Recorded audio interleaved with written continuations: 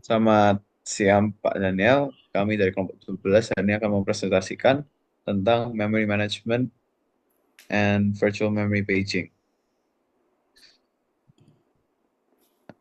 So, kita akan bahas dua, yaitu memory management dan virtual memory paging, dan akan memberikan ke temanku yang berikut habis ini yang akan menjelaskan tentang memory management.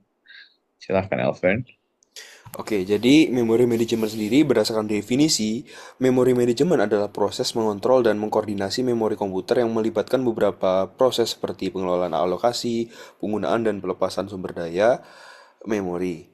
Nah, jadi kalau misalnya dari segi memori manajemen sendiri ini ada beberapa jenis. Biasanya yang cukup umum tuh adalah RAM, ROM, cache, dan secondary storage. Nah, bisa dilihat sini kalau misalnya RAM sendiri itu adalah memori sementara untuk data yang aktif, ROM itu untuk memori permanen yang berisikan data yang penting, kalau C sendiri adalah memori cepat untuk data yang sering diakses, dan secondary storage ini lebih ke arah storage yang berfungsi sebagai storage tambahan gitu.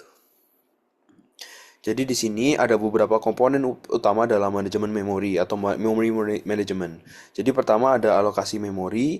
Yang alokasi memori sendiri ini artinya adalah memori yang dapat dialokasikan dalam program secara statis ataupun dinamis. Yang kedua adalah perlindungan memori. Jadi OS mengisolasi setiap memori agar tiap proses tidak saling mengganggu. Yang ketiga adalah swapping. Jadi swapping sendiri adalah memindahkan proses dari memori ke disk saat memori penuh. Yang keempat adalah hierarki memori dan caching. Hierarki memori dan caching sendiri ini adalah data yang sering digunakan dan lalu disimpan di cache. Yang kelima adalah fragmentasi. Jadi fragmentasi sendiri ada dua jenis, yaitu ada fragmentasi yang bersifat internal, yaitu proses yang terjadi ketika ada sisa memori yang tidak terpakai, yang memori sisa tersebut kemudian dialokasikan dalam blok tersebut. Seperti contoh, saat ada memori yang memorinya ada kapasitas 100 KB, namun yang dipakai hanya 80 KB. 20 KB sisa tersebut akan dialokasikan dalam blok tersebut.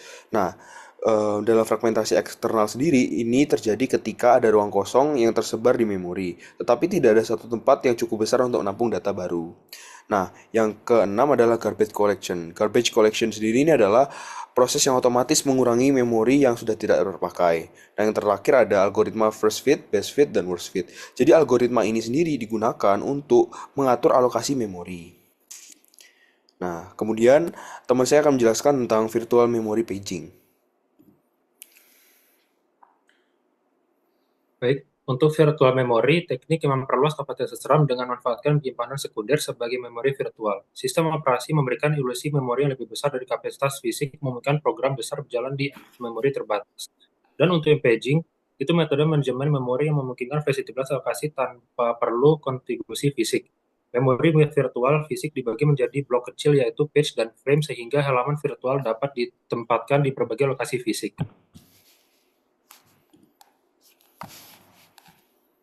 Dan untuk komponen utama adalah paging membagi memori virtual dan fisik menjadi unit tetap untuk efisiensi lokasi. Dan under address translation mengonversi alamat virtual menjadi alamat fisik yang dilakukan oleh memori management unit. Dan untuk page fault, hal ini terjadi ketika program mengakses halaman yang tidak ada di memori sehingga halaman tersebut perlu dimuat dari disk.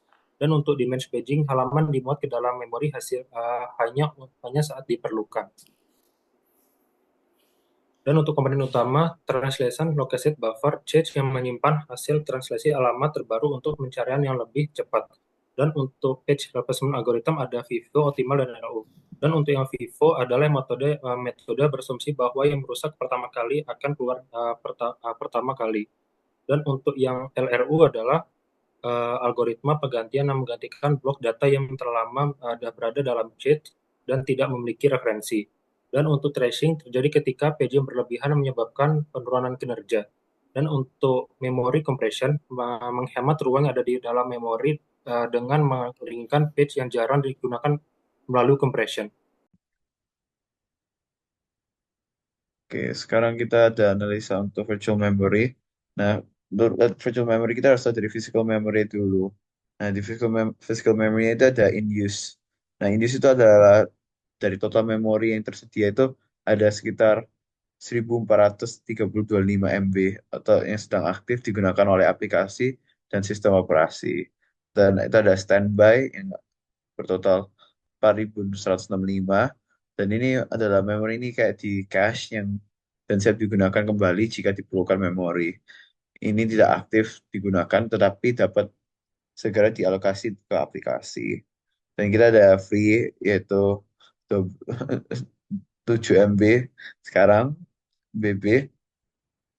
Itu secara simpelnya ya bilangnya ada memorinya itu sekitar 9 MB sekarang yang lagi bebas yang tersedia dan yang available juga totalnya itu 4.250 empat puluhan, dan itu menunjukkan juga memori yang bebas dan standby. Memori ini tidak sedang aktif digunakan tetapi dapat diakses jika diperlukan. Nah, untuk hardware reserve itu ada sekitar 190 MB. Nah, sebagian RAM yang disisihkan oleh perangkat keras dan tidak dapat digunakan untuk keperluan umum. Jadi biasanya untuk simpan untuk hal-hal yang dalam sistemnya.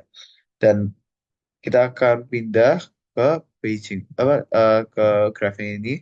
Nah, dari grafik kita bisa lihat kalau dari use physical memory-nya itu bisa bilang penggunaan memori fisik mencapai kapasitas maksimum yang berarti semua RAM yang tersedia sedang digunakan. Ya, ini di kelihatan ya sekitar kayak 70 atau 80%. Nah, untuk commit change yang di bawah ini itu juga menunjukkan bahwa memori berkomitmen sistem yang telah teralokasikan sepenuhnya. Dan ini sekitar ya 80-90-an lah. Dan untuk hard faults, ya, untuk hard faults itu per second, itu grafik ini kayak menampilkan jumlah hard page faults per detik. Nah gitu basically. Dan kita akan pindah untuk paging, yaitu di untuk virtual memory kita harus tahu dari physical memory dulu. Nah di physical memory itu ada in use. Nah in use itu adalah dari total memori yang tersedia itu ada sekitar 1.432,5 MB atau yang sedang aktif digunakan oleh aplikasi dan sistem operasi. Dan itu ada standby yang bertotal 4.165, dan ini adalah memori ini kayak di cache yang dan siap digunakan kembali jika diperlukan memori. Ini tidak aktif digunakan tetapi dapat segera dialokasi ke aplikasi. Dan kita ada free yaitu 7 MB sekarang BB. Itu secara simpelnya ya bilangnya ada memorinya itu sekitar 9 MB sekarang yang lagi bebas yang tersedia dan yang available juga totalnya itu 4.250 empat puluhan, dan itu menunjukkan juga memori yang bebas dan standby. Memori ini tidak sedang aktif digunakan tetapi dapat diakses jika diperlukan. Nah, untuk hardware reserve itu ada sekitar 190 MB. Nah, sebagian RAM yang disisihkan oleh perangkat keras dan tidak dapat digunakan untuk keperluan umum. Jadi biasanya untuk simpan untuk hal-hal yang dalam sistemnya.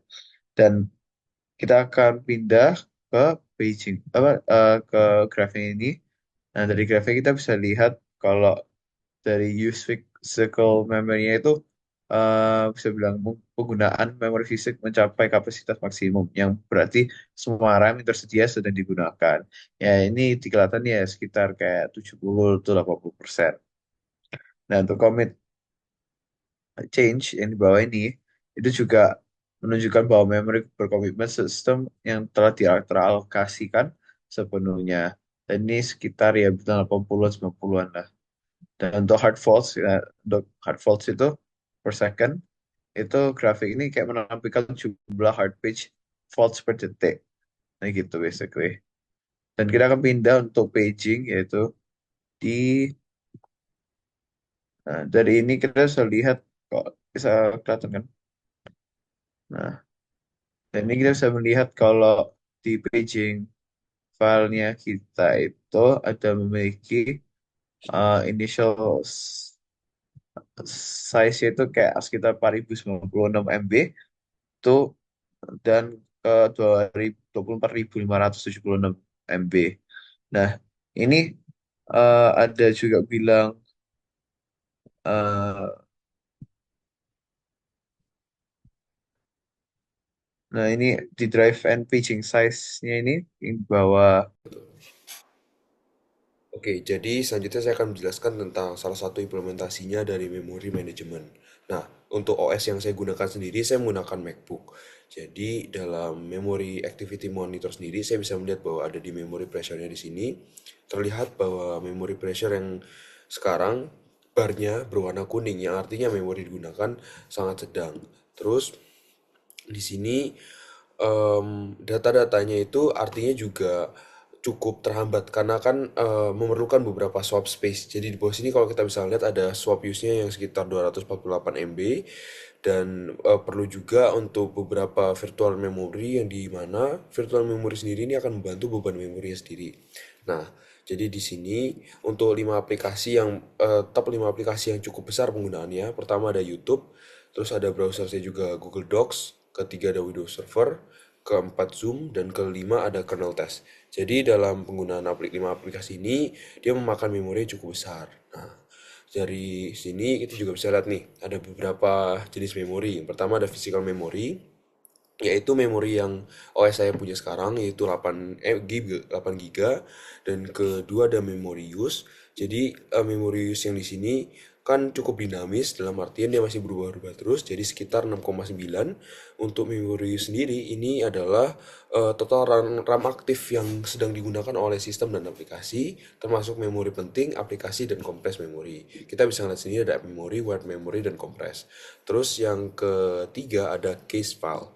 Jadi case file sendiri adalah memori yang baru saja digunakan dan sedang dalam kondisi idle, tetapi memori ini disimpan dalam akses cepat sehingga saat memori tersebut digunakan atau dibutuhkan maka akan dapat dipakai lagi.